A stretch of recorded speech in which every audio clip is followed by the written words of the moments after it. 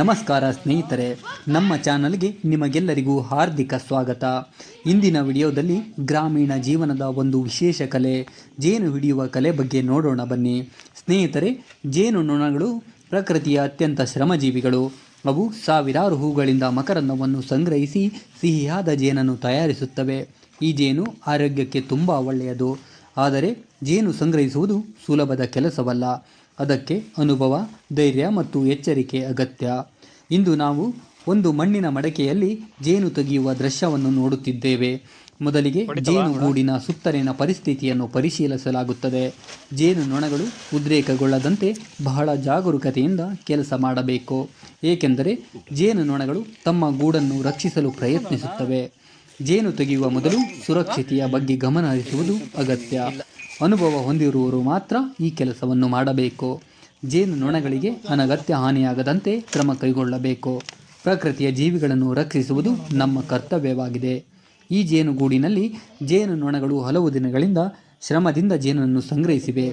ಗೂಡಿನೊಳಗೆ ಪ್ರತಿಯೊಂದು ಭಾಗವೂ ಅವುಗಳ ಪರಿಶ್ರಮದ ಫಲವಾಗಿದೆ. ಆದ್ದರಿಂದ ಜೇನನ್ನು ನಾವು ಹಿಡಿಯುವಾಗ ಸಾಧ್ಯವಾದಷ್ಟು ಜೇನು ನೊಣಗಳಿಗೂ ಮತ್ತು ಗೂಡಿಗೂ ಕಡಿಮೆ ಹಾನಿಯಾಗುವಂತೆ ಕೆಲಸ ಮಾಡಬೇಕು. ಗ್ರಾಮೀಣ ಪ್ರದೇಶದಲ್ಲಿ ಜೇನು ಹಿಡಿಯುವುದು ಹಲವು ವರ್ಷಗಳಿಂದ ನಡೆದು ಬಂದಿರುವ ಒಂದು ಪರಂಪರೆ.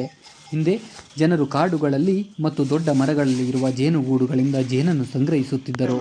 ಇಂದಿಗೂ ಕೆಲವು ಕಡೆಗಳಲ್ಲಿ ಈ ಪದ್ಧತಿ ಮುಂದುವರೆದಿದೆ. ನೈಸರ್ಗಿಕ ಜೇನು ತನ್ನ ವಿಶಿಷ್ಟ ರುಚಿ ಮತ್ತು ಸುವಾಸನೆಯಿಂದ ಪ್ರಸಿದ್ಧವಾಗಿದೆ. ಅನೇಕ ಜನರು ಇದನ್ನು ಆರೋಗ್ಯಕ್ಕಾಗಿ ಬಳಸುತ್ತಾರೆ.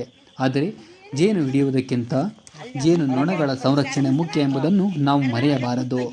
ಈ ವಿಡಿಯೋ ಮೂಲಕ ನಾವು ಜೇನು ಹಿಡಿಯುವ ಪ್ರಕ್ರಿಯೆಯನ್ನು ಮಾತ್ರವಲ್ಲ, ಜೇನು ನೊಣಗಳ ಮಹತ್ವವನ್ನು ಅರ್ಥ ಮಾಡಿಕೊಳ್ಳಬೇಕು.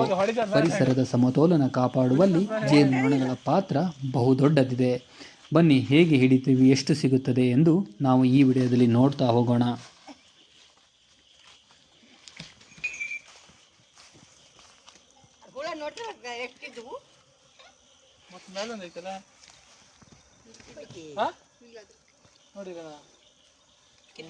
ಬೇಡ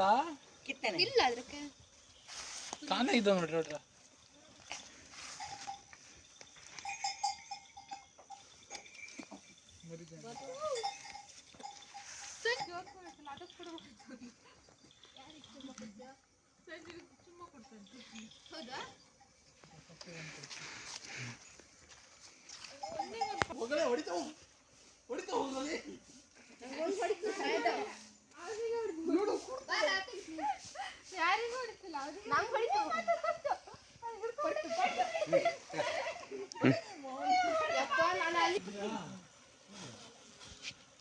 ರಾಣಿ ಮೊಟ್ಟೆ ಇಟ್ಟೈತೆ ಮತ್ತೆ.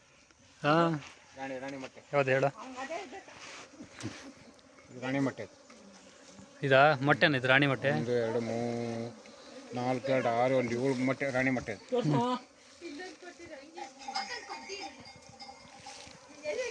ಇದು ಗಂಡೋಳ ಇದೆ. ಇದು ಗಂಡೋಳ. ಇದು ಗಂಡೋಳನ? ಅದು ಅಷ್ಟು ರಾಣಿನಾ? ರಾಣಿ ಮೊಟ್ಟೆ ಹೊರಗಡು ಮರಿ ಹಾಕತ್ತು. ಮರಿ ಇಟ್ಬಿಡು. ಅವಂತ ಕೊಡಮ್ಮ ರಾಣಿದ ಕೊಡ. ಹೆಂಗಿರುತ್ತೆ ನೋಡಿ. ಇದು ರಾಣಿದ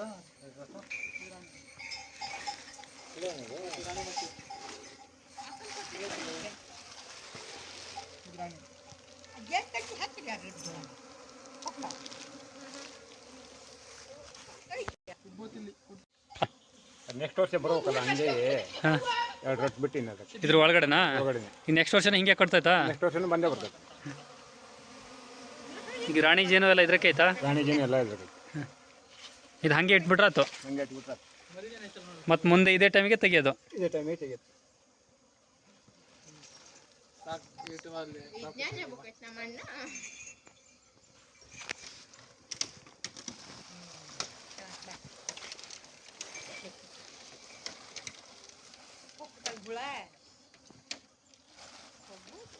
ಇದು ಹಾರಿ ಹೋಗೋದ್ಲ ಈಗ? ಹಾರೇ ಅದು ಸ್ವಲ್ಪ ದಿನ ಲೇಟ್ ಆಗಿತ್ತು ಹೋಗೋದು. ಸ್ವಲ್ಪ ದಿನ ಇರ್ತೈತಿ. ಹಿಂಗೆ ಅದನ್ನು ರೊಟ್ಟಿ ಇದನ್ನ ಕುಡ್ಕೊಂಡು ಯಾರು ಹೋಗ್ತೈತಿ. ನೆಕ್ಸ್ಟ್ ಡಿಸೆಂಬರ್ಗೆ ಬರೋದು. ಹಾರಿ ಹೋಗುತ್ತೆ ಈಗ ಇಲ್ಲಿಂದ? ಇಲ್ಲಿಂದ ಹಾರಿ ಹೋಗುತ್ತೆ.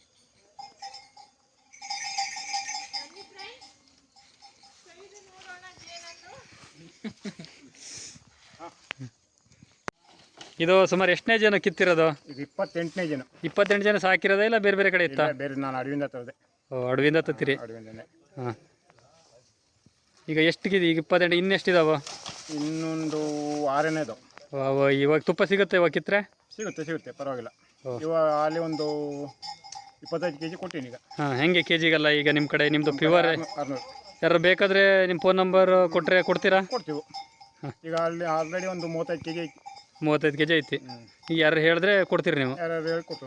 ಹಾಂ. ನೋಡಿ, ಯಾರಿಗಾರು ಬೇಕಾದರೆ ತೊಗೊಳ್ಳಿ, ನಂಬರ್ ಒಂದು ಹಾಕ್ತೀವಿ.